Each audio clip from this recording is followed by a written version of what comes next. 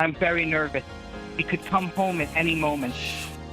I just want to taste your spit one more time. But blood is thicker than water. Hey, babe, I'm home early. Charlene. Oh, Steve? oh my goodness.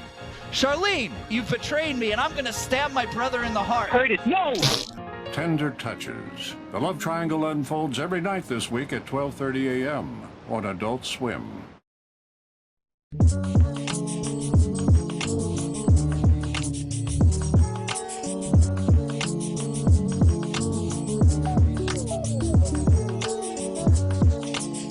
Her hats. Like, who's gonna wear them? We already missed so much good stuff. I think she was imagining the whole family wearing Make Fish Center Great Again hats. Like wearing Make Fish Center Great Again hats to like Disney World. Yeah. Yeah. It's a shame Cho died. Yeah, it's a shame that we're doing this without Cho because Cho died. Cho never got to be on season 4 of Tender Touches because he died, unfortunately. I think if Cho were on this, he would just probably remain silent. I think he's retired from broadcasting. Yeah. He's taken a vow of media silence.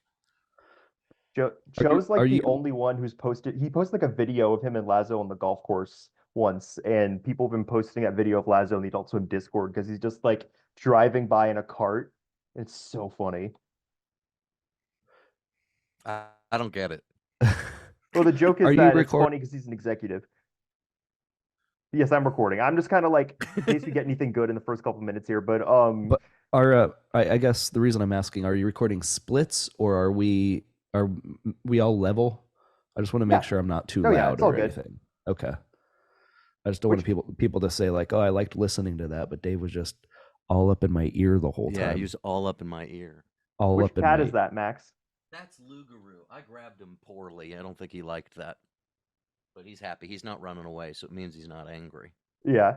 What's the name of the mannequin again? I always forget the name of the mannequin. Manda. Okay. And then Tina found out the other day about Mandiggity Snag. I was like, oh yeah, she made Cat president. She's an old viewer, whatever. She's found out about I can't her? believe you. Yeah, well, she just found out she existed because she's been chatting on my Twitch account, Rat Cousin. And she then was like, I can't believe you named your mannequin after Mandiggity Snag. I'm like, no, it's Mannequin Amanda. If anything, it's named after, I don't know, it's not named after anything. It's named after what it is. It's just a mannequin. Man. Yeah, I've been meaning to tune into Rat Cousin, but he always goes live when I'm at work. So okay, well then put it on your second screen and listen to him while he plays Balatro in Death Stranding now, Dave. Do you have to do that voice the whole time? Do you? Because I do it. I see you're doing the voice. I do a voice. Yeah, but you know what? If I have a better house, I'm gonna switch to camera and just be me. This is an ugly shot. This is just an ugly shot, and I don't have a good camera. If you get one purple light on the left side and one green light on the right side, I'll look like a real streamer. Yeah. And get one of those race car chairs. I don't know. It's just kind of become a thing that I just do this the whole time. Yeah. I don't know. There's something kind of meditative about it. Yeah. Sort of like sometimes I'll wake up as I'm snoring and I'll just be aware of how good it feels to snore. Yeah. It is fun when your snores wake yourself up. Yeah. Also, I am just a little bit, I have some yellow snot in my nose. So if I sound a little congested, I'm going to try not to go, stuff like that. We want you all to picture that. Everyone at home, picture Dave's yellow snot, please. Well, I've got a weird question for Dave. I don't know if it's because of the bit rate, but your cheeks look rosy and your face looks soft. Do you have a filter on? Because you kind of look like a baby. Do I have a filter on? Like a weird Russian baby that got posted on TikTok. Sometimes I have touch up my appearance on. You look a little weird. There, I'm gonna turn it off. Okay, it looks so much better. Yeah, look how gritty I look now. Yeah, now you look like Last of Us. I'm sunburned because I've been snowboarding a lot lately, and I hear in LA you can surf in the morning and snowboard in the afternoon. Listen, I'm 55 minutes from my door to the lift at Mount Baldy. Whoa. You're 55 years old? Someday, God willing. I'm a mother. Dude, I can't wait till you're 55 and we say it's the big 5-5. Oh yeah, it's coming up. All right, so do you want to start talking about Tender Touches? Okay. Okay, so this is Owls Only. I'm your host, Bryce Hope, and if you haven't are sure you know by clicking on this that I'm joined by the creators of the show we're talking about today, Maxime Simonet and Dave Bonawitz, and we're talking about Tender Touches. So this started as like a bit on Blood Feast, right? This started as like a kind of like a sketch you guys would do on Blood Feast. It actually started as a bit on Adult Swim crosswords before Blood Feast was the name, I think. Oh yeah. Dave and the crossword guys. When It's did Dave you and the crossword guys. when did you change the name to Blood Feast? When we were in another room and Matt said we had to. Yeah. Yeah, actually, yeah, because I am remembering it did start in the former conference room. So we did conference room, then we did big meeting room. Yeah, and we changed the name in the meeting room. And the meeting room's where we changed the name. Yeah. Okay. And then Warner Discovery built us studios because they wanted to support our live streams. Yeah. Look what happened. Let's talk more about live streaming. Just kidding. No, we're live streaming right now. That's the surprise. I'm live streaming this on Twitch, not actually. Okay, Oh. so the big story okay with if this you were. show. No, the That's big okay. story, the big thing about this show is that you guys literally improvised the pilot episode live on Blood Feast. And is that the same recording that's in like the actual pilot you can stream on like Tubi, or is Yep. did you guys Tubi. re-record it again? No. I think it's what 9 minutes of the first time we streamed, and maybe 3 minutes of the next time we streamed. Yeah, the one Okay. re-recorder is There is one re-record where we say pistachio pie instead of pussy. What is it? Yeah, I pretty think little. Pretty little pussy. Yeah, I it think was that's something like funnier. I think there's Mike. there's some neuroses going on with Mike Lazo. It has to do with his height. It has to do with his gender. It has to do with the way he was raised. He doesn't like the word pussy. I think which, maybe I the remember that. combination of words. pretty little pussy. I mean, I understand. The size of why. a thumbnail. I understand why Cartoon Network might have a problem with airing. But yeah, that phrase. Dave had the idea, which I accidentally said was my idea once, and I've felt bad for 7 years. Which was that we should do a soap opera or something, and then we said, because we were just shooting the shit, let's have somebody call in to play the third character, and then half the gag was us correcting the third character. Yeah. And the third character was Charlene, played by Bradley Milner. Fucking incredible performance, because he brings this like comedic energy, and there's nothing else like it on TV, especially when you guys are just fucking with him and he's getting like actually mad. There's nothing else like it. It's so unbelievably funny. Like I think that his performance really is like he ties that shit together, and it makes it like so memorable. I think like the season 1 finale, he's like recording it in the bathroom at work, and he has to leave because people are like finding him or something. People were like getting this boss like getting mad at him. Hello? Yeah, can you hear me? Who are you Hello? calling? Uh-oh, can you hear me? I think he's calling someone. Wait, give me 1 sec. He's calling Hello? Bradley. Oh my God. Hey, Bradley, are you there? Yeah, hey, did I just hear Dave? Yeah, Brad. We're live. Live on what? What's going on, Bradley? I don't know this voice. Live on what? You should. You have 3 guesses what we're live on. If you are correct with any of them, we are doing season 4 of Tender Touches. Twitch, presumably. Wrong. Guess more. 2. YouTube. Nope. Wrong. Oh gosh, live. Wrong. Millions of Tender Not live Touches on fans are depending Microsoft on this. Live. A small outdoor stage in a park for an audience of 4. Whoa. Yeah, we're in Griffith Park celebrating 8 years of Tender Touches, Brad. Sorry, Brad. We're on Owls Only podcast right now. Oh wow! Yeah. I'm vaguely familiar. Big fan. Yeah, I'm a ginormous fan. So we're doing an episode about Tender Touches right now, and I got Max and Dave on, and we're talking about like I was thinking we could do the first season of Tender Touches, but also like it's more of a discussion about like the show in general. It's great to have you here, Bradley. Yeah, I figured if he was going to be on, he should be on the phone. Yeah. That makes sense to me. How do you do this? Do you have like a big stack of index cards with questions prepared, or do you just like wing it? I have a Google document open with like a couple questions, and below it are questions I asked Nick Gibbons last night about As Seen on Adult Swim.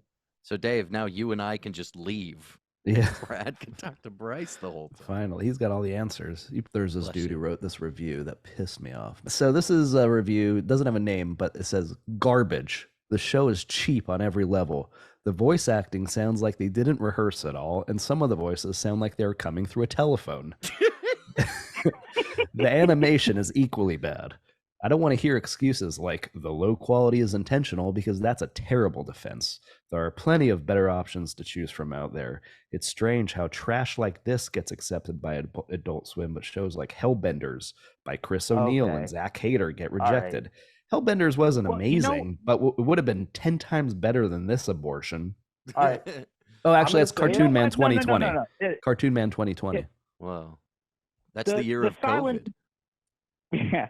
The silent majority love the program. Was that what is that? The Trumpers? Aren't they the silent majority? Is that a bunch of maggots? They love Probably because I don't know if you recall, but in our time slot, we did outperform Seth Meyers.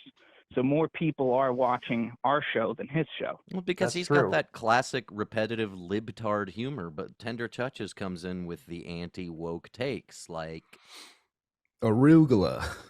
Cleveland show. Yeah, Or that one episode where Steve goes, Curtis, why'd you print all my hentai on this toilet paper? Yeah. Well, there is the flight attendant stewardess joke. Oh, that's true. That is pretty anti-woke. Yeah, it's a I don't remember Brad, that one. We both forgot that joke. Bryce doesn't remember it. I remember it now. Can you explain it? Yeah, it's season 2, episode 1. Dave calls for stewardess, and Max says, no, it's flight attendant, and I say, is it air hostess? That's the exchange. And then the punchline is a black man shows up. It's not even a woman. It's a different. It's a different joke. I don't even remember like a scene with an airline being in Tender Touches. What? It's 201. Yeah, 201. They're flying to their island now. Vivi, get off the keyboard. Also, to bring it back around to that IMDb review, like I know some people don't like. Yeah, I don't know. I know some people don't like the improvisational tone or whatever, but saying the animation is bad is just fucking wrong, because the show looks beautiful. Like the character designs are amazing. I know that's the art style, not the animation, but like I feel like the vast majority of IMDb commentators don't know the difference between animation and art style. And if they're saying the art style is ugly, then they're fucking lying, because it's not. Like it's beautiful. No, the only thing they like I agree with you, Bryce. Weird lizard-like pseudo-furry creatures from Hazbin Hotel who all look like strange aliens you could fuck. And is that nobody Hellbenders? in Tender Touches is hot.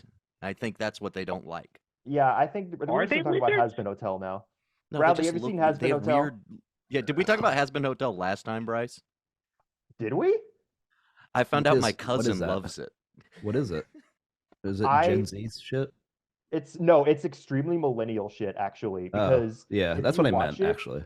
If you watch it, it has the exact sense of humor of like millennial like Tumblr from like 2012, and it feels it's like a halfway fucking between what was the show, the live action devil show. Now I feel like Your Pretty Face is Going to Hell. Your Pretty Face is Going to Hell, and a Disney movie, and then it's drawn. It's drawn well, and then it's. But drawn... is it it's like on a website, or is it on? It was TV? indie, and it got picked up by Prime, I think. Which is cool. Oh, wow. I think that's the cool aspect of it. I think it's cool that something that was like an indie animation got to be an Amazon Prime series, but it ain't great. Cool. That's all right. You know what's cool? When they made a TV show based on a phone call. Yes, that's much cooler. You mean Tender Touches? Yeah.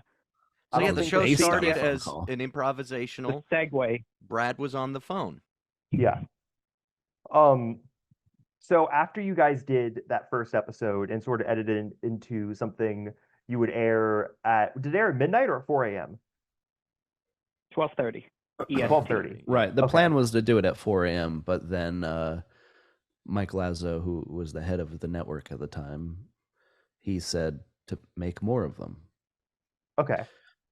So Is when that what you happened, Max? I'm looking at your face. You're like, Yes. right. So the idea at first. You're like, why you're making that face like I'm wrong? No, you're not wrong. It's because I'm clicking something to try Okay. and not listen to myself for once in my Okay. life. I would rather not listen to myself, and now I think it works. Okay. But so what happened is he heard us perform it live, do it live. We did it live, and He called it Property Brothers. He called it. I love that Property Brothers idea you done did. And that's all because Dave had this great improv, which harkened back to his internship at Home and Garden TV or something like that, right? Yeah, something like that.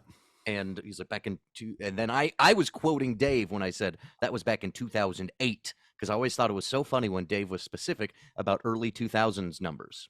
Mm-hmm. I thought that to me was funny. And so I'm like, yeah, that was 2008. Anyway, he listens to this live, and because he's twisted in the head and maybe he's just like tired of like, why do I have to pay? And this is not a specific thing he said, but he's like, why do I have to pay someone like Dan Harmon hundreds of thousands of dollars for a script when I had these two assholes 2 rooms over making me laugh? We should just make this a show. So he comes to me, he's like, animate it. And I'm like, okay. I grab Lauren by the elbow and I'm like, Lauren, start drawing. And then I'm having interns do mouth lip flap while I'm in Fish Center. And then I come back and finish it while we're just making this thing in After Effects and Flash. We pull out an episode and he asked for more. Actual cartoon aspect of it, I don't think I was really even involved with. I was out of town for most of that. I think you were. I was just like, we need to make this fucking happen right now. Yeah. So I did. Your Lazo impression is terrifying, by the way. What did he say? Your Lazo impression is terrifying. Everyone I've talked to who works at Adult Swim or has worked for Adult Swim has a Lazo impression. Like I interviewed Doc Hammer and Jackson Public, and they had a Lazo impression. Nick Gibbons had a Lazo impression. Yours is just scary. Well, mine's because it's accurate, and I reflect the horror of real life. I was in just a freelance job interview, and I did a Lazo impersonation, and I said maybe I shouldn't do Lazo impersonations in job interviews anymore. Whoa! But I got depends on what job you're interviewing for. I would hire you. I'd hire you on the spot if your Lazo impression was good enough. It could be misconstrued though, as being anti-redneck. Yeah, anti. I don't know, whatever. Here's a free joke you can use in real life. Next time somebody mentions Ted Lasso, wait like a day or two and then say, what's that show you like? Mike Lazo? That is a good joke for real life. Wow. But yeah, so he saw the first episode, we're making it, and I remember I brought in Harrigan and Hughes to give me notes. Maybe Dave was there too. And I remember Hughes was kind of like, maybe you should cut to other characters. And then Dave and I think Dave Bonawitz and I both were like, no. It became like because I got to a point where I was overthinking and I was like, I gotta put Vinny Pucci and the Pizza Baby in this now because we gotta now stretch it out to make it a different show. But then I think we realized that's not it. Let's keep it what it is and just keep it this real simple, self-contained world with 3 characters who talk too much. And then Mike Lazo asked for 4 more, and then we did that 3 times, and then he retired. So if he didn't, we'd still be doing it. We'd be on season like 7 right now, I bet, if he was not retired. The interesting thing too is since we recorded that whole first episode as one take, we used music from YouTube that we would just play during the live broadcast. So we had to try to get rights from some Korean guy who's playing piano. Yeah, and I think we succeeded.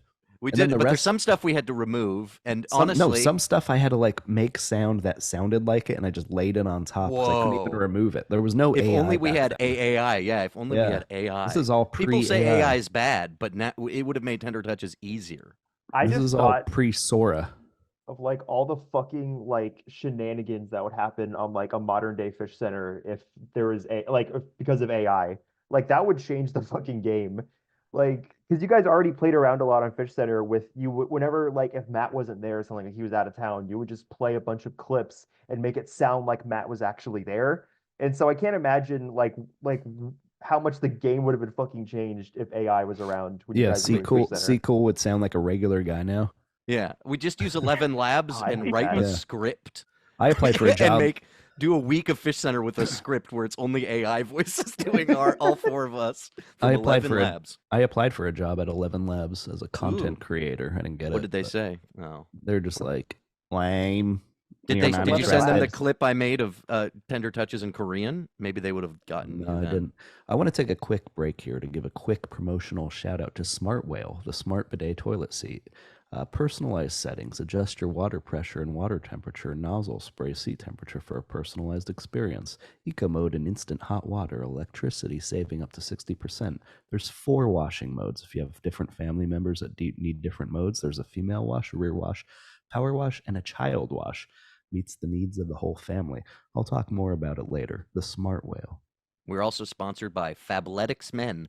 Psst! You've just been gifted early access. You can save on everything at Fabletics. So shop now for first dibs. Fableticsmen.attn.tv/L/capital P lowercase I 0/capital M lowercase B capital Y capital O capital G. Yes, everything is on sale, even the new drop. Don't miss your last chance to save big. It's back. Cadence short, sweat wicking, reflective, ultra lightweight, new colors. Shop now at Fabletics Men. Shout out Kevin Hart. Also, vegetable steamer bags, pre-sliced vegetables in a bag. You put it in the microwave, and they will steam. They'll often include potatoes and zucchinis. Are you getting these from Fresh Direct? I'm getting these from the store. Do you like it, Brad, now that you can just swipe your credit card in New York City to go on the subway? You know, I honestly, I would go back to tokens. I'm not even kidding. It's practical. Can you not Brad, do it by phone? Are you still a substitute teacher? Oh, let's get on that. Yeah, let's get some fun back behind the scenes stories. I mean, Bryce, ask one of your questions, but then we got funny stories about what it was like to call Brad, and then I'll hang up on Brad when he's in the middle of answering the third question. Basically, what I was gonna ask is, after that first episode, did you guys write scripts, or did you come up with outlines and then just sort of like riff on those outlines until like 11 minutes was able to be like turned into an episode? I think we came up with ideas that we turned into prose. Yeah. Yes and Okay. no, but it was also outlines in the beginning too, because it was also, Dave, it was based on, because we had already improvised like 5 to 7 episodes live, but half the joke of that was always like, we're starting over, we're fucking it up. Yeah, we didn't So to really make use it much of that at all. Yeah, stuff that we didn't use, but what we did use was the idea Ratman. of, we used Ratman, but we used the idea of the second episode was a hospital. Then there was a courtroom scene. Mhm. You know, there was this idea of like I think you scenes. used the term set pieces at one point. We used the term set pieces at one point. Things took place in locations that felt like were soap opera locations. That was Yeah. like the idea in that first season. That's good thinking. And then the second season, we more had a plot idea about how our long lost sister wanted the family inheritance to do an ecological war. You know, I Island recently, had a tax credit. I recently watched season 2, episode 2. If that's the one that starts off with the foot licking and stuff. Yeah. Great Did you just episode. watch it like I think that's just because? I think there was like a line in there that was in my head and I wanted to find it. And I don't even know if I found it. I don't remember what line it was, but I just watched that whole episode and I was like, this is a friggin' good show. Thematically, it's all tied together. Yeah. New love and old love. Has the beautiful trip scene at the end. Yeah. I think it's really funny. Yeah, I Is do that think one? The next think- episode's when Steve works at the bar. Second episode's great though. Yeah, he's Charlene and you are having a tiff. Meanwhile, Steve is meeting Michelle, ooh, and they're talking about dinosaurs and stuff. Yeah.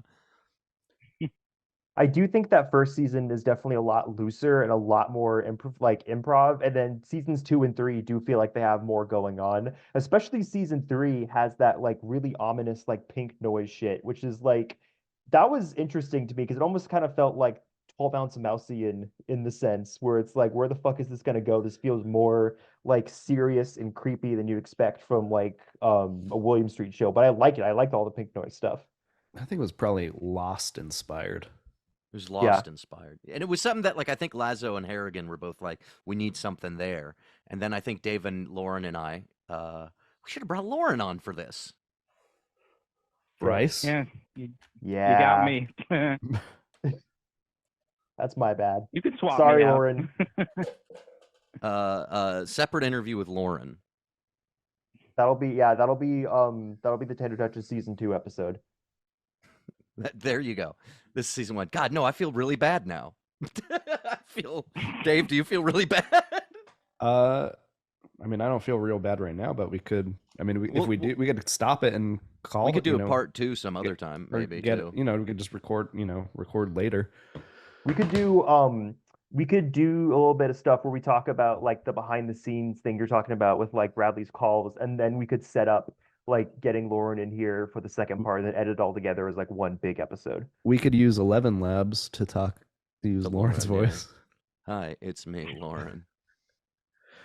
I have a full-time job at a paid social advertising company, and my manager, who's probably about 24, he's going to Colombia, and I'm like, "Oh, are you going to Medellin or Bogota?"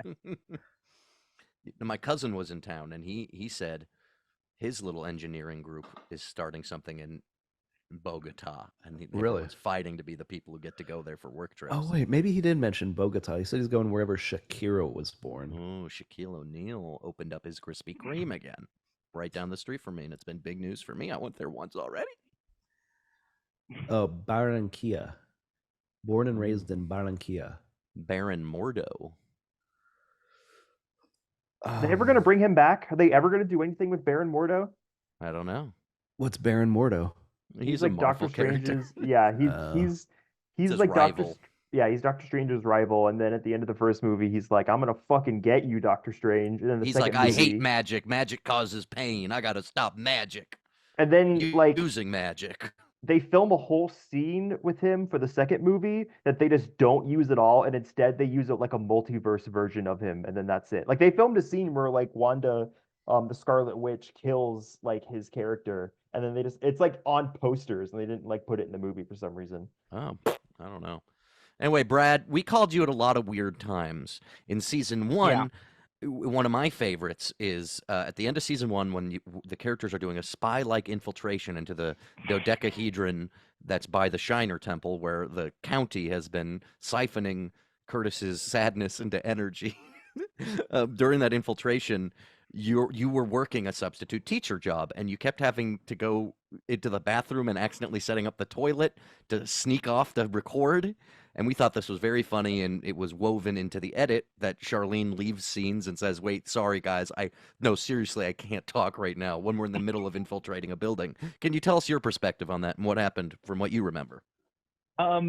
Yes, I was called. I was told that it was just a quick 30-minute thing. I think it took 90 minutes, and I was very lucky that I had, back-to-back periods off, but the classroom was taken in the second half. So about 30 minutes in, I'm scrambling. Where can I go to record this? So hang on is me running downstairs, seeing if rooms are empty, trying to find an empty room. And I think after checking 2 or 3 rooms, I ended up at, I think the only room I can go in here is the, adult men's bathroom.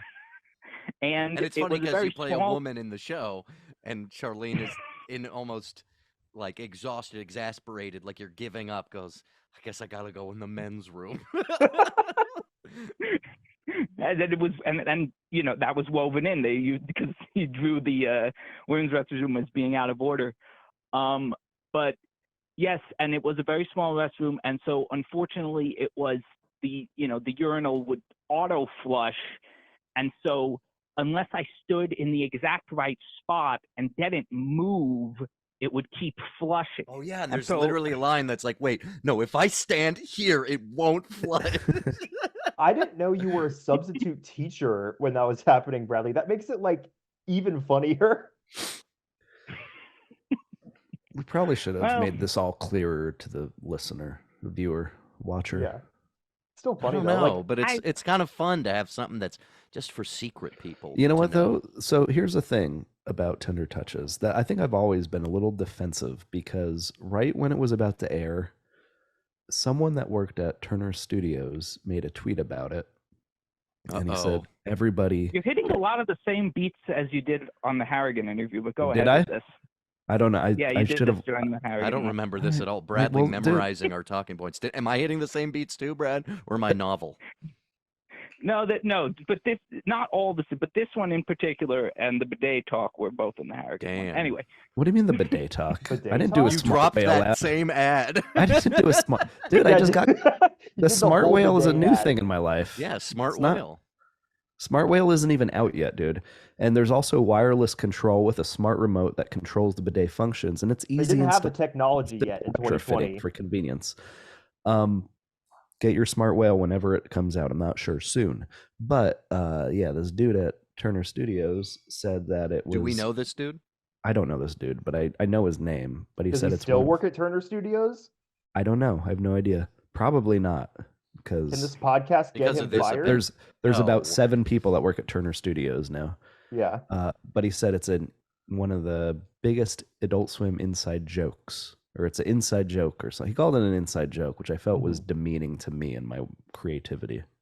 It is demeaning because like I watched that when I was like 17 and I knew about Fish Center, but like because I watched Fish Center a lot when I was like 15 or so. But I watched that and I thought it was funny as hell. Like I had I didn't really know it was connected to Fish Center because I was still a little ways away from like really getting back into like the streams and stuff like that. But I just saw it as new animated Adult Swim show. I have to watch this, and I thought it was funny. So I don't think it only functions as a quote inside joke. I think it does function on its own as like a genuinely brilliant piece of comedy. Especially like I posted some of the stuff on like my personal YouTube channel. I think I posted the Cleveland show. I think I posted the Cleveland show bit because that's like one of the funniest bits from the show and that needs to like be preserved. And I've shown that to people who have no idea what the Adult Swim streams are, and they've like they've lost their shit laughing because like it's funny. There's so many bits in there that are funny without knowing the context of the streams. The streams just adds like another layer to it, like another layer of the joke. But I think that guy was just too close to it. He's too close to it. Yeah. I have a new Cleveland show adjacent thought. Well, let's get to that in about 2 minutes. Did you audition to play Cleveland? He auditioned to play Cleveland. Hi, everybody. No, I don't think it would just be what when I said. Sounds like Dr. Nick. You can't do Cleveland's voice. I have to edit that out now. Okay, sorry. You're gonna get canceled. I remember. No, I don't remember. I like to say that I think everything we've made, and Tender Touches is a big part of this, I'm very proud of it, is something that I would have laughed at even if I didn't know anything else. And that's like the only real barometer I can have. It's like I look at it and I'm like, I think this is funny. And that's why I helped make it this way, is because this is what I think is funny. Now, maybe what we think is funny sucks, but that's all, we can do. I would have said, this is all stoner humor. It's just for stoners. Yeah. What were they on? If you're high on weed, maybe you'll like this, but otherwise, I don't like that. What did they smoke when they made this show? What were you guys smoking when you made this show? We were inventing Delta 9. Delta 9's just like regular weed, I'm pretty sure. We were inventing it, though. You were like, going back in time. Let's see how this works. You were going back in time and crossbreeding the first marijuana plant. Way back in 2005, I smoked. So Adult Swim would have an audience. This is a good story. I smoked Salvia divinorum, and I started to feel really anxious. And these 2 entities mocked me and said, "What did you think was going to happen, idiot? What do you think was going to happen, you dumbass?" And then I tried to turn off the high by opening up my refrigerator door and turning on the stove and shit.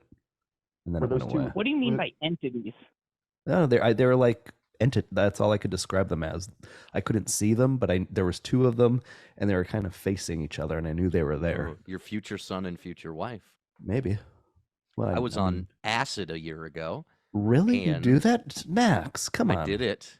Come on. And I was someone was trying to bring me to Ponce City Market and I was getting too scared, and I ran away and hid in my car. Yeah, I can't blame you, man. I wouldn't even go in Pond City Market. And then I couldn't sleep all night. Because I kept laughing because in the beginning. Acid. And I couldn't sleep all night. I was sweating, so I started typing my short story science fiction, which I still think is a good idea, which is about a guy who's asked to code AI image generation that can get hands right. But the twist is, like, reaching the level where you get hands right is like a level of artificial intelligence that is like the precursor to the robots killing us all or something. Like there's somebody stopping us from getting hands right. Can Sora get hands right? That's a funny idea. That like.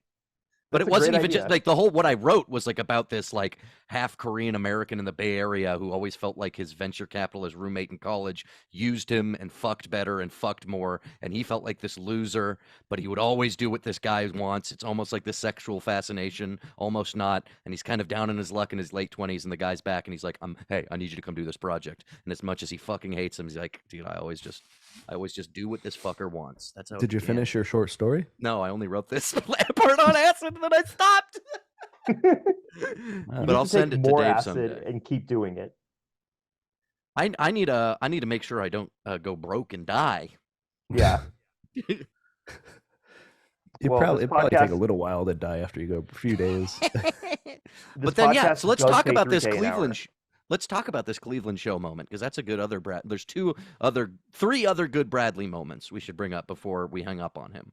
The three Cleveland show. Yeah, the Cleveland show one. 2, when we kept saying, "Okay, you're not on the show anymore," or what? Or no. But that's kind of tied in with. So I'll bring this one up. In season 2, I kept yelling at you in an episode by saying you were saying sexist things, and you were kind of sensitive about it because you didn't know if I was joking or not. And that to me is also please don't do that. funny. Please don't do that, Max. Please don't do Please don't do that. Which is, to me, is not something that's on shows a lot. So I appreciate you like weathering that storm, because it is abusive, but because it was at the height of the cultural reckoning that we were in. Like Mike Lazo was being yelled at online all the time, and here I am being Bradley. You're playing a woman. You need to represent them better, and you're nervous because you're woke and you're affected by that virus. Mike Lazo was fighting with the guy who created BoJack Horseman on Twitter at the time. So I think at the point that you pulled that card, we had maybe done about, 15, 20 minutes of the soaking in the jacuzzi, hot tub, such, and so it's at a point where I've said a bunch of things and nothing's been, flagged on the spot, and they're all fine to me. And I listen to it, now what made it in the episode, and it's all fine. And you start pulling out that, like, this is way out of line. This whole scene is a disaster. I'm gaslighting you, like the movie Gaslight. Right. I'm going, I didn't do anything that I haven't done before. What is being flagged here? And I did, and I think that you harped on like just the making of the sexual noises, which I don't think is. I think it was a bubble. It was a bubble. You're like sitting on the bubbles. Yeah, just because you have your own insecurities, I think, and shame, and I was hitting it somehow, and that felt funny, and I'm sorry, but it was funny. It is very funny. Yeah. Well, I do really like the role, and for both that and off the show, yeah, I like the role. Those are season premiere things, and so right off the bat, it's sort of like, oh, it's not like we've recorded it all. It's very easy to go, no, scratch it, he's out. So that anxiety is there. Well, then in season 3, season premiere. It's not like Adult Swim shows get rid of their main voice actors, though. Yeah, it's never happened. And it never will happen. Season 3, we tried to do something similar, where Curtis and you get divorced, and then we said, as we say in Hollywood, that's a wrap on Bradley, because we really wanted you to think you were fired. Know what would have been great? Yes. No. You know what would have been great is had you actually gone through with writing me out a divorce off the show, but I still got like second or third billing in every episode, the same way that Cheryl continues to get on Curb Your Enthusiasm. That's true.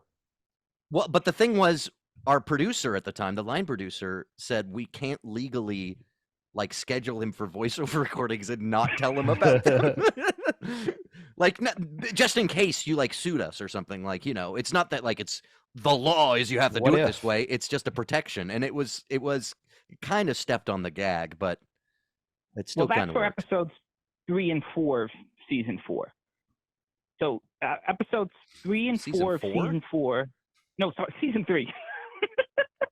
Episodes 3 and 4 of season 3. Season 4. Right. Episodes 3 and 4 of season 3 are the episodes where there was no scheduled recording session and I was called out of the blue. And so episode 4 is the episode that I don't have lines in. I think that the gag only worked once, but the thing is that I had to sign off on contracts for both of those sessions. But those were, I think, just 10-minute phone calls out of the blue, unplanned, very unclear. And so everything in episode 3 of season 3 was not a traditional recording session. That's a phone call I got on the spot.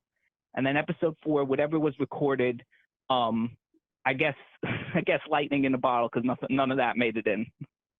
I don't even remember what it was. Yeah, I don't remember either. But but let's talk about this Cleveland show moment, and then mid your explanation, I will hit the hang up button. Yeah. Well, so it's all there in the show. Anyway, I thought it would be great to have Brad on a little bit.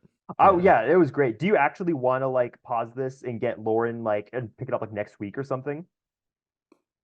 Sure. If Dave doesn't mind, yeah. I like hang out. I would honestly, I think we should just hang out with Dave on Zoom once a week, maybe 5 times a week, and do the crossword. No, that one dude's already doing it. Look, I'm not going to say that it's not my dream to do a Fish Center rewatch podcast. Because watch every episode of Fish Center for 5 years. Yes, I'm saying like I don't know if Matt or Cho would do it, but I'm saying like we get on. They wouldn't. Cho wouldn't. We watch because Game World has them all uploaded in a massive YouTube playlist and also like a massive Google sheet. And you guys just go through and we do a rewatch podcast. I'm not gonna say that's not my dream, but yeah. But I got a call the other day. I thought it was a robot. Hi Dave, it's Sarah. Oh, hello. Hi. I'm calling about the show I did on Adult Swim. And I'm like, wait a minute. I'm like, Sarah who? And she's like, oh, Sarah. I don't remember her name right now, but Sherman from SNL. Anyway, she's like, Rebecca sent me your phone number because she said you could give me the episode. Was it like a Blood Feast Presents? Yeah, it was a Blood Feast Presents, but she sounded like a robot. I was like, who the heck is this? This is Sarah. Hi, Dave. It's Sarah. Anyway, I got her the episode. Don't worry. Yeah. That's good. I'm glad, dude. I was worried. No. Okay, we are recording. Okay, Lauren, can you give us a Bradley, you're so annoying? I don't know. That doesn't sound funny to me. I don't know. That sounds like really negative. I don't want just like to be shitting on him in the podcast. Okay, how about you go, hey, Bradley. Hey, Bradley. Now it's perfect. Now we don't. Now we got everything. Hear your voice. We got everything we need now. Yeah. Okay, so we're back. 2 weeks have definitely not passed. And we are talking about Tender Touches. And I think when we left off, Max. Oh yeah, also we have the third creator of Tender Touches here, Lauren Payne. You did you're the other third of the 3 people who created the show. So like you were involved with a lot of like the design stuff, weren't you? Yeah, most of it. Cool. Max, I think we were left off. We were talking about like the potential log lines for season 4. Oh, geez. Yeah. I have those somewhere. Yeah. Lauren worked really close with me in the beginning, in the first season. She was drawing characters that I would then put into After Effects, and her aesthetic defines the show, but she was also a writer. And After Effects, what is that? After Effects is an Adobe program where you can do. Did you use generative fill? No, I didn't. That wasn't out yet, but we Really? we would That long use ago? it now. We Oh would my use it God. now. We would actually make the whole show with it. In fact, to 7 save years, money, right? we're doing only generative fill.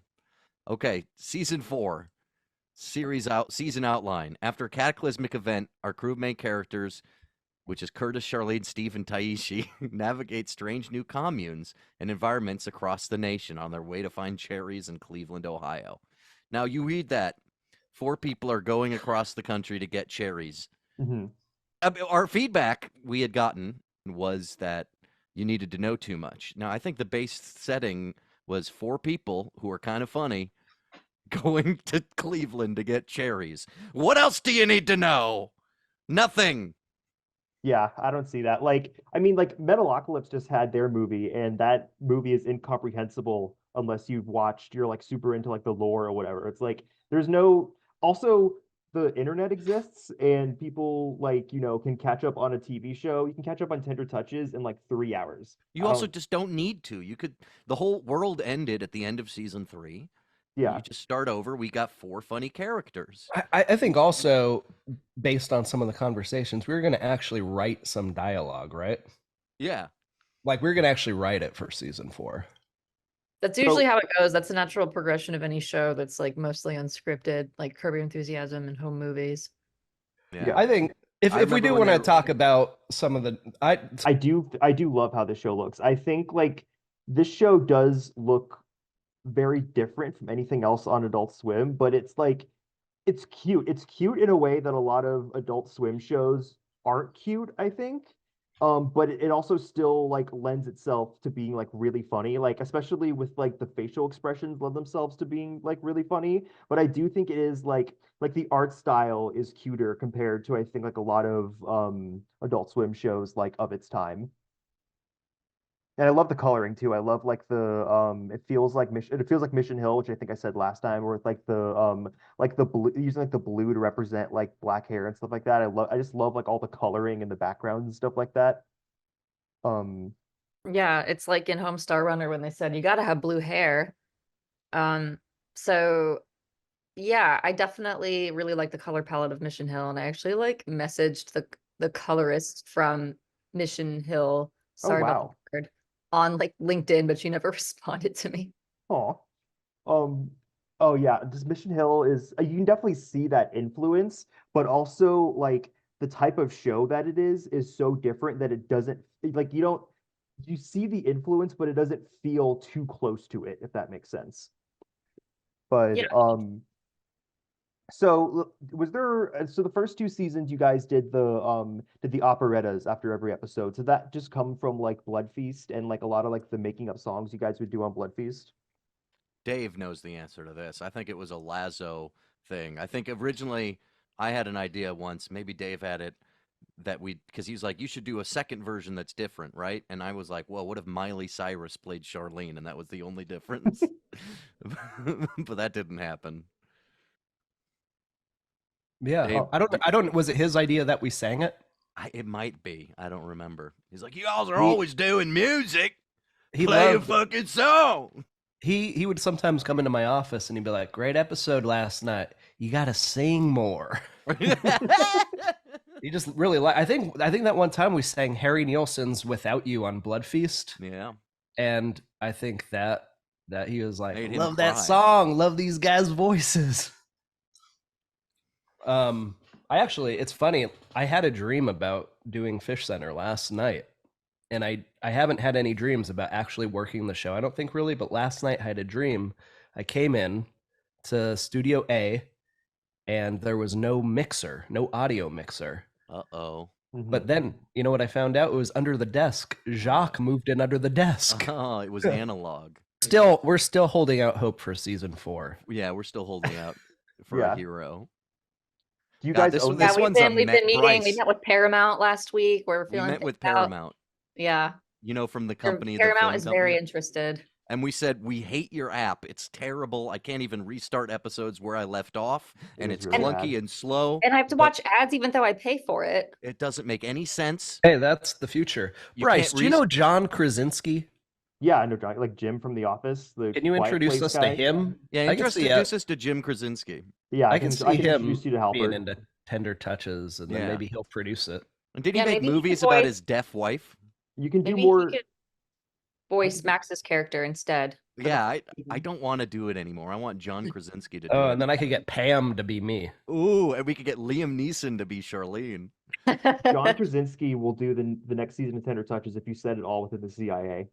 Whoa, really? Curtis, because he wants to be a Jack Reach around. Charlene all join the CIA, then maybe we can get John Krasinski on board, and they can do like a shitty pandemic talk show about whatever. Here's my whatever pitch to Amazon. Can you talk to Amazon about this pitch? It's the Jack Reacher creature feature, and it's Jack Reacher spinoffs where he fights the creature of the Black Lagoon and the Wolfman. Mm-hmm. That seems like a good idea. Mm-hmm. I'll tell my contact. We gotta go find Medusa. We're going to Crete, and we're gonna fight the Minotaur with Jack Reacher. It's like a spy thriller. So maybe in season 4, Steve should be into this idea. I think I remember seeing something about season 4 was supposed to be like longer than the normal 5 episodes. Were you guys gonna like who said that? A little bit? I remember seeing it on like Twitter or Instagram or something during around like the time of like the streams ending and stuff. Yeah, it's probably incorrect. Yeah, really? Okay. We were planning 5 episodes because we didn't. I mean, we wanted to pitch the bare minimum or what we'd done before. Not bare minimum, but keep it tight, precise. Yeah, the precedent was 5. We're not going to push our luck and ask for more. Yeah. We want to start somewhere that seems manageable for a low-budget show that they were letting us make, it felt like sometimes, even though we like it a lot. Would you guys say that, like, the pandemic in a roundabout way was, like, kind of the reason we didn't go forward with the 4th season? No, it's because I got laid off. Yeah, it's because Dave got laid off.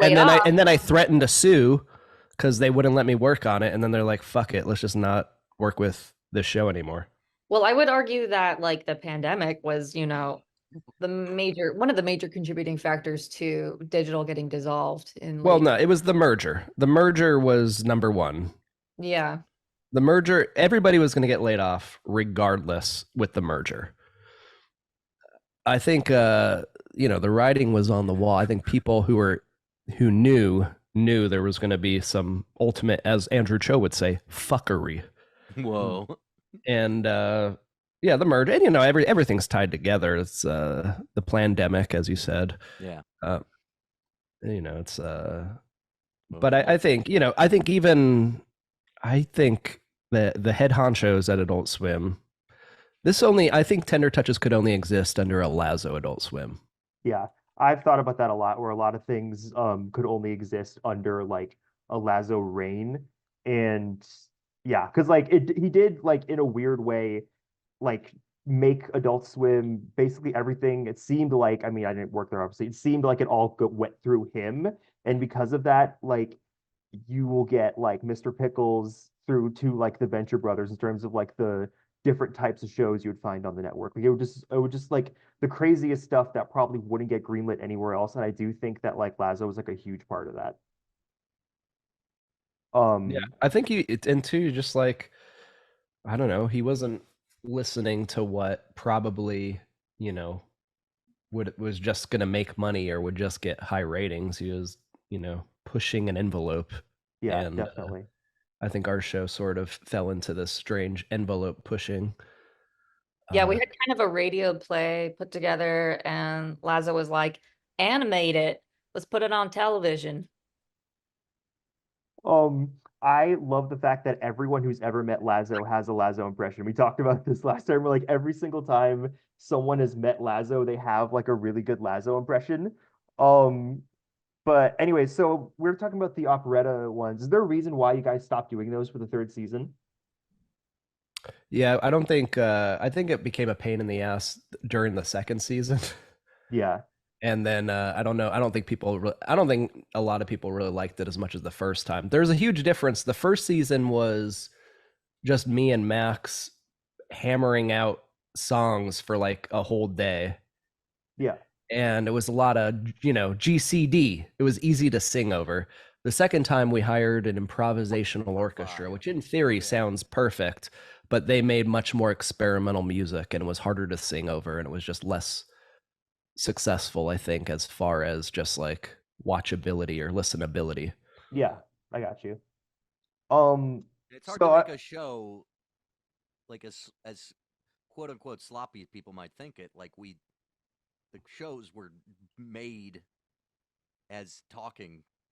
Yeah. And there's a lot of time that goes into the timing and even the simple animation when we couldn't afford too much and all this stuff to make it work, to then come around and then reformat that with singing and make it work it's tougher than you'd think.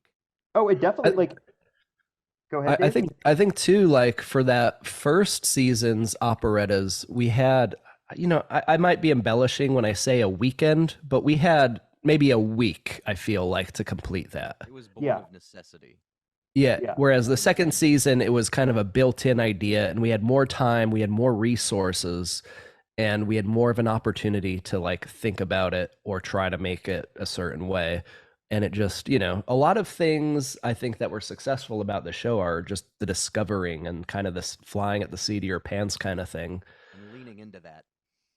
Is Max much quieter now? Max is really quiet. Yeah. What did I do? Am I good now? I don't know. Turn up your Scarlet or something. What the hell? I'm not even on a Scarlet. Well, you're quiet. Would you guys say it was like more work to do outlines and there it is. Get voice actors? Would you guys say it's more work to do outlines and then hire voice actors and sit with them for like 8 hours a day for a few days in a row and then have to piece together a show from that audio versus like just writing a script and having a lot less audio to edit? I think it's different. Just different styles. I don't know what the hourly breakdown. I don't know what the hourly breakdown would be, but definitely. And I don't think time always means more or less work, Yeah.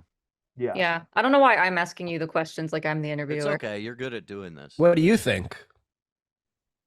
I mean, from my perspective, like I'm not much of an editor, so just the thought of having like just that gigantic pile of like random audio and having to, fashion a cohesive story out of it sounds very difficult. And you also have to make it funny. It's kind of fun though. I do think with the operetta stuff, I do think that's like I imagine it was incredibly hard to like have to convey all the same information that is conveyed in like a regular episode of the show while also making it like musical. So I can definitely see like why that would kind of get like annoying after a while, having to do that for like figure out like how to convey that information for like every single episode. I don't really remember actually doing it too much, but I just know. Really. I just know like at times we would just kind of like, because we had scripts, everything was transcribed and would try to sing along, but then sometimes like the cadence of what we were singing wouldn't match, so we just kind of like skip parts of the script, or I don't know how much information we were really concerned about. It's more so just getting it so that it was a song.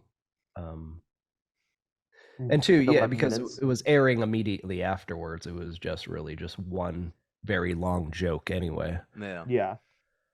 So how, speaking of like the recording sessions, like Lauren was talking about with like the having to cut up all that like audio. So what do the Tender Touches recording sessions like look like? How long were they? Like did you already schedule with Bradley ahead of time, or like did you know when he was going to be available and that kind of stuff? We kind of had to know sometimes, like we said, we couldn't completely surprise him in the end, and we'd schedule with other people and bring him in, and we normally just like do a scene and set aside, I'd say 2 to 4 hours for the scene and go through it or stop and start over. And be clear about maybe what the goals we want are. Lauren would sit around in the scene, even if she wasn't voicing character, throw out line ideas. We'd get a bunch of just alts as we were going through and just kind of feel it out as we go and find the first season was way more loose, and in the second and third season, which I still think are very funny, like there was definitely like a beginning and end goal to hit, and then we would kind of build the skeleton of that and then throw in the parts we find funny in between. Yeah. Was there anything like on the level of like the Cleveland show bit that you guys couldn't put in the show for like one reason or another? Is the Branzino bit in, or was that cut? I can't remember it off the top of my like head. Must have been cut. I feel like I think it was the same episode as the Cleveland show. Bradley also had a rant about Branzino, and none of us knew what it was. And he's like, "It's always in Greek restaurants," or whatever he says. They always got Branzino. That's the only one I can remember. You guys? Well, this is from the first episode. It was like from Blood Feast, so this was never meant to go on television. But this line, like when I first heard the radio play for the first episode, I was like almost crying from laughing. Like I think it was a line like, I think Dave's character was saying to Steve, like, "You're never gonna see her perfect little pussy ever again." Pretty little pussy. Pretty little pussy. And then we had to change it to pistachio pie. Because like, doesn't Lazo have something against the word pussy? Like yeah, misogyny. Well, I thought you couldn't say it on TV. Tribadism. Yeah, I mean, like Aqua Teen says pussy all the time, and like Venture Brothers. Yeah, but that's because one of their characters is a walking pussy. Wouldn't that be weird? This is really, really sad, but I forgot Dave's character's name. Curtis. It's not Dave. Carl. Curtis. Carl. Curtis. I want to call them Max and Dave, so I always have to remind myself that their characters' names aren't Max and Dave too. Yeah, I just straight up like was saying, "Oh yeah, Max's character, Dave's character." Yeah, I did not remember their names. I think even for when we were doing the Blood Feast. Yeah, we were doing the Blood Feast segment. I couldn't remember if I was Curtis or Steve. You're Steve. I'm Curtis. Yeah, that's in the first. I know that's in the first episode. Yeah. Oh, I'm allowed that's in the first episode. But they're such generic names. That's why they're hard to remember. Yeah. No one's attractive in the show. Everyone's ugly and boring, and that makes them beautiful. I think it's Seinfeld. I think it's important to note, though, for like season 2 and season 3, I think they were each recorded in about 5 days, the bulk of it. We would do a week, but we were working those whole days on the recording. Because we flew people in to, be part of the show. So we would basically have everyone in the room. Even, like Taishi would sit in the room even if he wasn't in the scenes. I think he was just trying to get a feel for what the hell we were doing. Yeah. And so like we recorded most of that within a week, and then we would supplement, like if Ned was in the office, I think we did Ned's scenes, maybe not during that week. Or, we would do like, sometimes we just needed a line to like kind of bridge a conversation bridge. So we'd record a line, or there's sometimes like I would watch a show and I would just know that my one line wasn't improvised. I'm like, I wonder if anyone else knows that this is a bridge line. Yeah. If anyone finds it, I will give you $20. I don't think PayPal. I know off the top of my head. All right. Well, if someone finds it, we confessed. Tweet at I me. confessed it in season 2 because I feel like in season 1 I felt like I was stubborn about adding anything. It wasn't even an active stubbornness. Maybe it came out that way, but in my head I was like, no, why would we ever record an additional line? And in retrospect, that's so stupid. But it's cool though. It was that punk aspect of it. Yeah, like high concept. It was our Dogma 95 manifesto, which we should have made a manifesto. Yeah, we should have made a Maxifesto. We should have. And then had the manifesto air before the show, so people could know that it was more of a state. An intentional. Everything was intentional. So like it could have been like the beginning of South Park. We say this show was completely improvised as a art. Maybe we should have even had more of a high concept thing. Was like the Hartford, Connecticut Foundation for the Arts recorded these conversations as an improvised play in 1983. We are now animating. Oh, that's a good idea. Man, fuck. Let's pitch that. No, I like that. The Farmington Jewish Community Center No, I like staged a that. production of. Well, that was a big thing in music. Like this guy Jürgen Mueller. It was like a lost album that came out in the 80s, and this like German guy who recorded all these songs about the ocean. And then this label re-released it, but it wasn't. It was just this guy named Panabright, who was just like an electronic artist who just made up a cute little story. And then Ursula Bogner too. Ursula Bogner was supposed to be an elderly woman that recorded electronic music, but that was just Jan Jelinek. Wait, hold on. Can you guys hear me? Yes. Okay, I hear you. Is that Bryce? Yes, the green light wasn't lighting up, so I wasn't sure if you guys could hear me or not. Oh my God, are we still recording? Yes, we are. I see the recording button. We're good. Okay. Wait, there's Who's that? That was Anna. Did you hear about Garth Brooks pretending to be Chris Gaines with an album for a movie that never came out? That reminds me of I didn't realize there was a movie, but I knew that was Chris like Gaines. Apparently he said it was gonna be. He made this album for a movie about the life of Chris Gaines, where he was Chris Gaines. It was a very weird, but it reminds me of that. But I also wanted to speak on, you were talking about like having just Taishi in the room, and you bring up Ned. It did lend itself to having moments where people were just in the room and a funny accident would happen. I think one of my favorites in the first episode of season 3 is Steve and I'm Steve.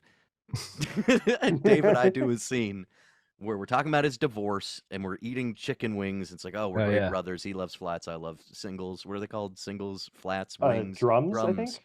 And then I'm like, we're gonna go to French Canada, and our server in this scene is Ned, who's kind of weirdly improvising with us and being weird, and then kicked off the scene. And I'm like, let's go to French North America. And then we're there in French Canada walking around, and Ned walks back in because in the record we never said you're done, and we had to clarify, why are you here? Which is the kind of reality breaking that I liked in it, when the accidents of improv are. Yes, we should have said this was part of a dementia case study. Dementia study, yeah. Also, I mean, Troy, I don't even think he was supposed to be in it. He just was hanging out because he traveled from Australia. He was in it. Who was he? He was the waiter. Oh. And we're like, all right, Troy, you're in the room. Just be a waiter. So, Max, you were working on Tender Touches a lot of the same time you were working on Gemuseru. I know the first Gemuseru season was very it's much its own thing. When you were working on season 2, which was 11-minute episodes, how was your experience working with Gemuseru versus working on Tender Touches? I thought Gemuseru already happened, that podcast. Yeah. Yeah. We already talked about it. Don't ask me this fucking question again. I remember when we were doing the operettas for season 2, you were writing, I think, season 1 and of Gemuseru. In the recording? In the recording. Squidward. He's something. There we go. Is Matt here? Legendary soundbite. But yeah, I think you're pretty locked into that. Sorry. I think you had some deadlines. I mean, that was a quick turnaround thing. I definitely had a bunch of deadlines.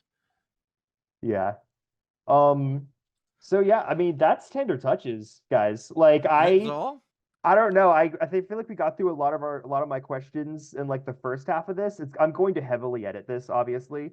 Which normally it's going to be like a Tender Touches episode to edit. Yeah, honestly. I'm gonna You've heavily got to edit slapdash this. a bunch of shit. But I honestly, I think we got through most of my questions. I really don't have any more, unless you guys have more stuff you want to talk about from the I think it was one of the most fun things I've ever worked on, and this team brought me a lot of joy. I loved our little writer sessions. I loved the recording sessions. I loved the editing. Every part was a joy, and that's something I don't feel when I look at screen grabs of Has Been Hotel on Amazon Prime. Where's it streaming? It's on Tubi or something? I think it's on Tubi. I think it's just on adultswim.com. I think they took it off of Tubi. They took it off Tubi? Why? Oh, here's another thing. Here's another thing that pissed me off. Here's another thing that Adult Swim pissed me off with. So it's on Sling. It's on Sling TV. Oh, great. It's on Sling TV. Oh, right up the ass. Ji-young's my wife, Ji-young, who worked at Adult Swim, she was like, oh, yeah, they're getting local Tender Touches localized because they're going to put it on HBO Max. And I'm like, oh, great. And then they had a date when Tender Touches was going to be on HBO Max.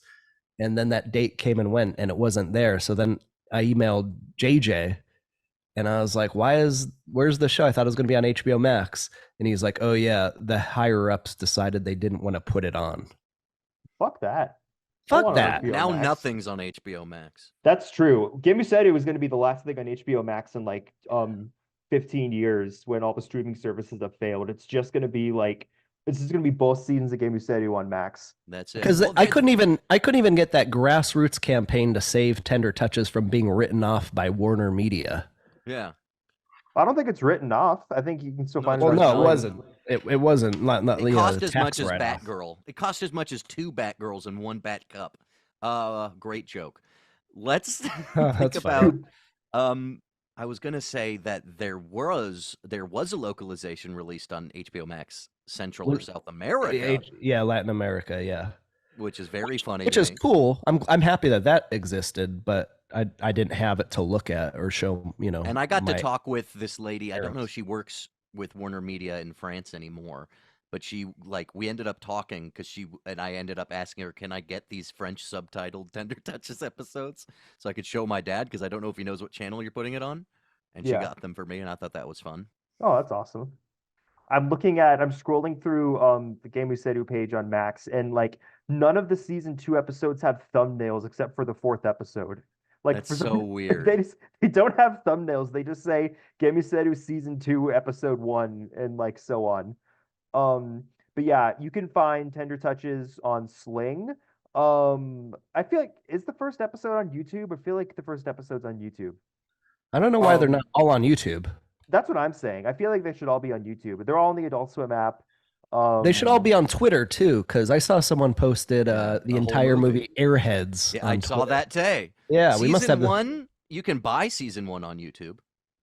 I posted the Cleveland Show bit and the Don't Put This Part in the Show bit on YouTube, so you can Did find it go those. viral?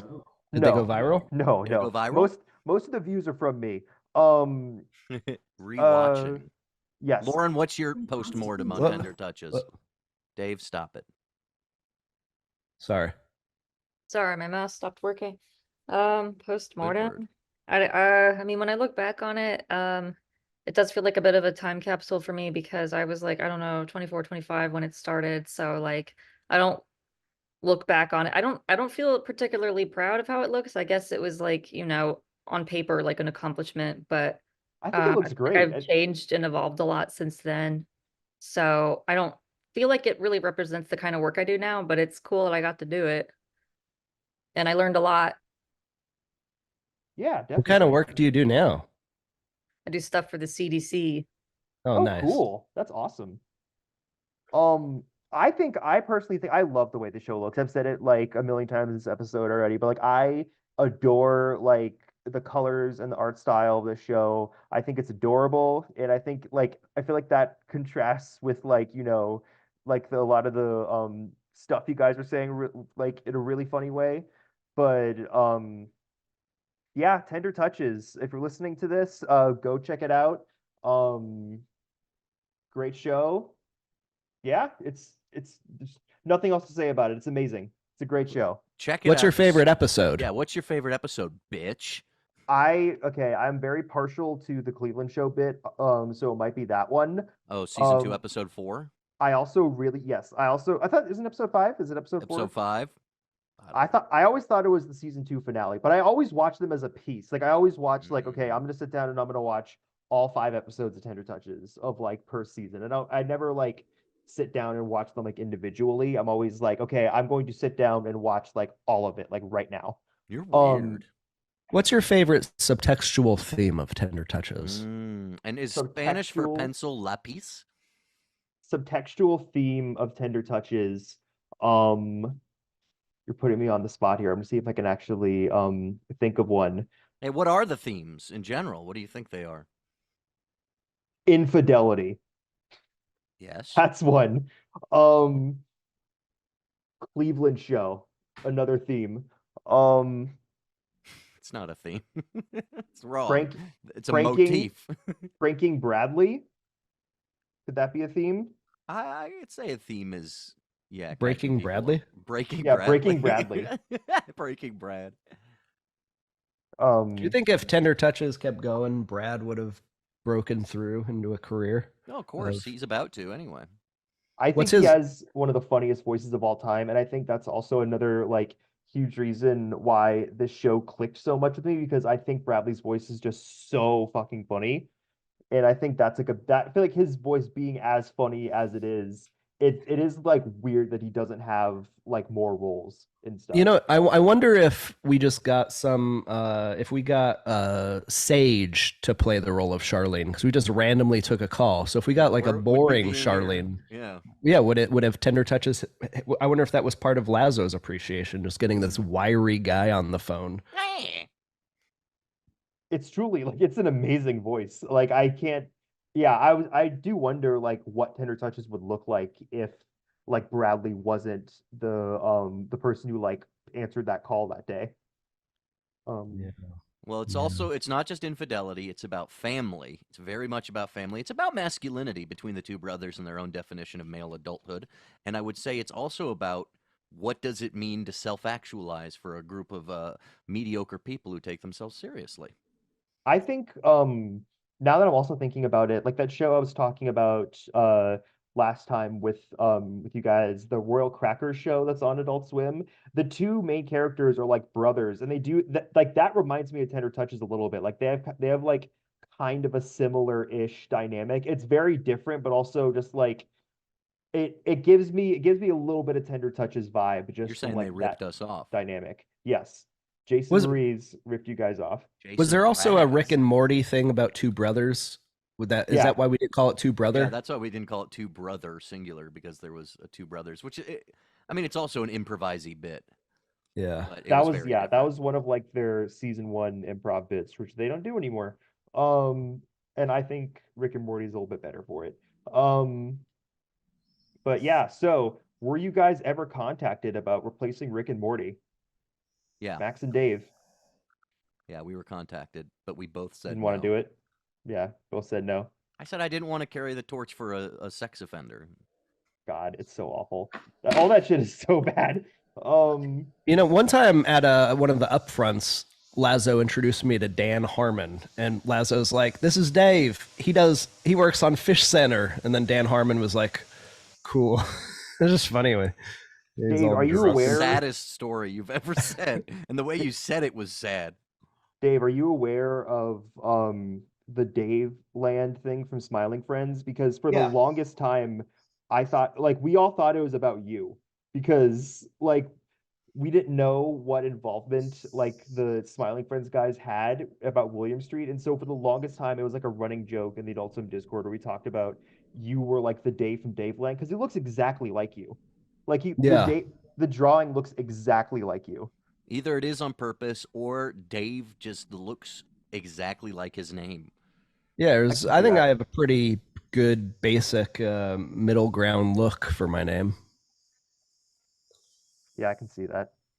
Well, everybody, let's recommend what we're watching right now. Lauren first.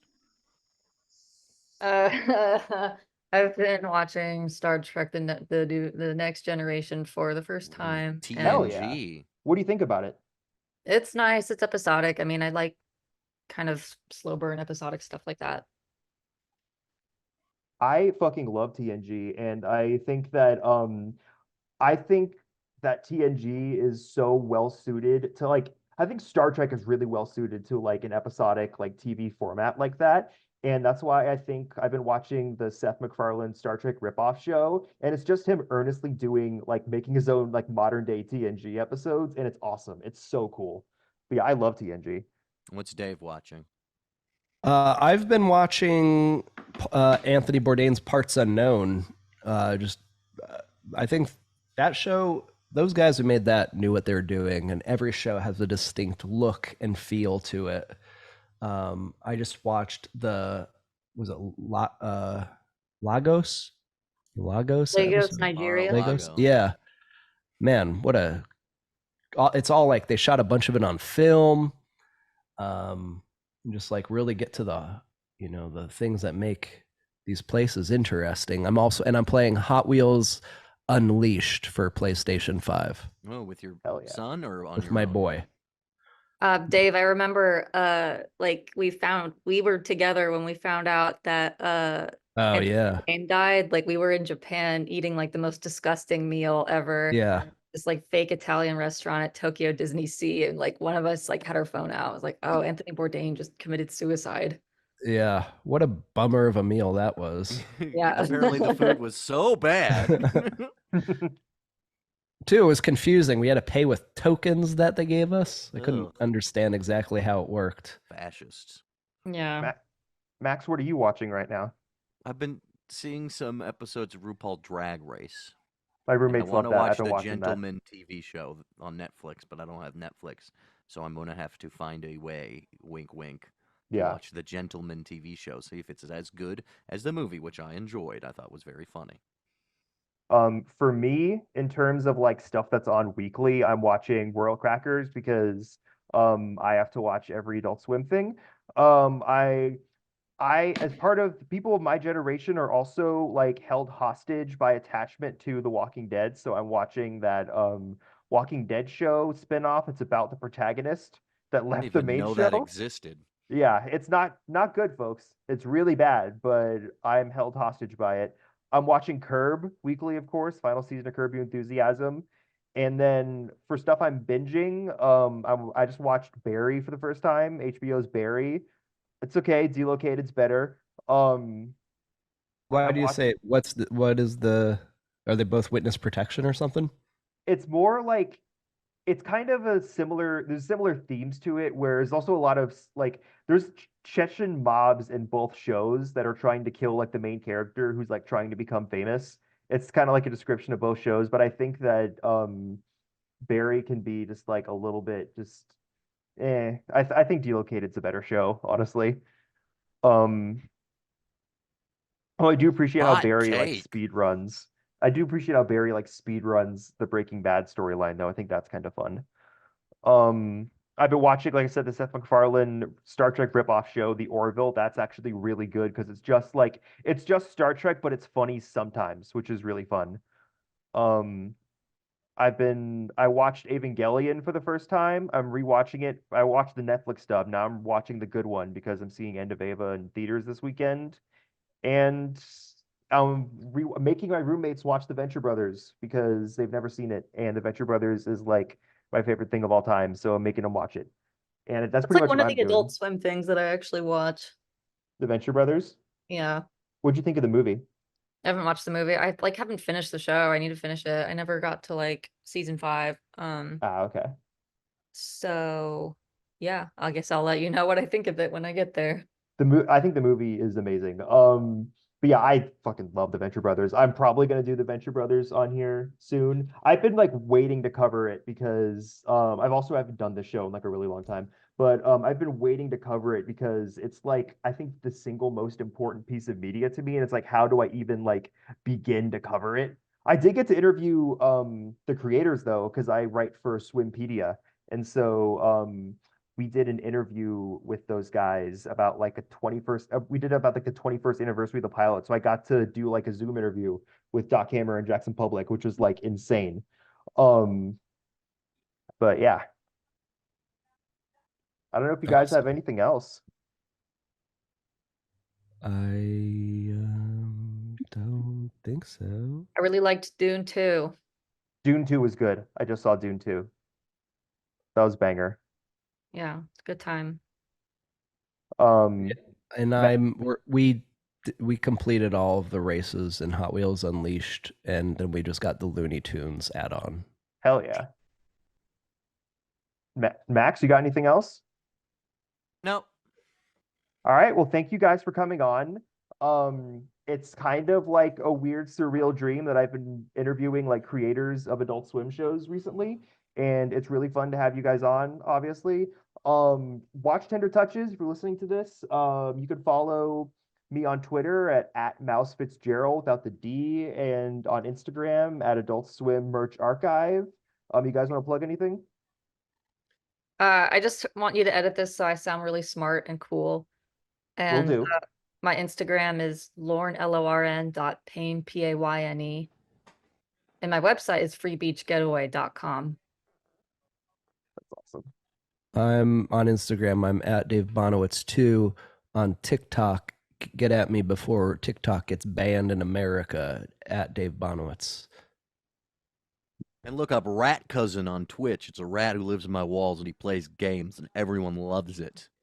It's going to be the biggest stream in 26 years. Lauren, do you design those Fish Center socks? Yeah. I have those. I like was wearing them like yesterday. I love the Fish Center socks. That's awesome.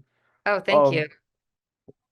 All right. So yeah, watch Tender Touches. I'm gonna stop the recording. I'm gonna edit this heavily.